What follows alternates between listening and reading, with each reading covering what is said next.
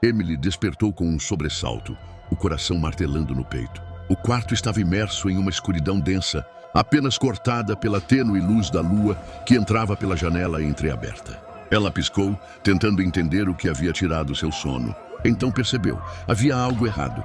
No chão, perto da cama, uma pequena poça de sangue brilhava fracamente.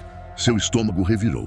Isso não estava aqui antes, pensou, enquanto se inclinava para olhar mais de perto. Antes que pudesse tocar o líquido viscoso, um som baixo e arrastado ecoou debaixo da cama. Um arrepio percorreu sua espinha. Ela se levantou rapidamente, recuando até encostar na parede. A cama começou a tremer levemente, como se algo pesado estivesse se movendo sob ela. Emily prendeu a respiração. 2 olhos amarelados surgiram na penumbra, fixos nela.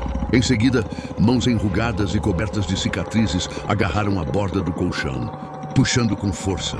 A criatura emergiu lentamente, revelando um rosto grotesco e retorcido.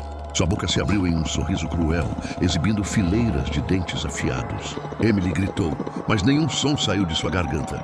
Suas pernas finalmente responderam, e ela correu para fora do quarto, batendo a porta atrás de si. Os corredores escuros da casa pareciam se estender infinitamente enquanto ela corria, seus passos ecoando como trovões. Mas os sons de algo arrastando-se atrás dela ficavam cada vez mais altos. Ela sabia que a criatura estava ganhando terreno. Sem outra opção, Emily entrou no banheiro, trancando a porta.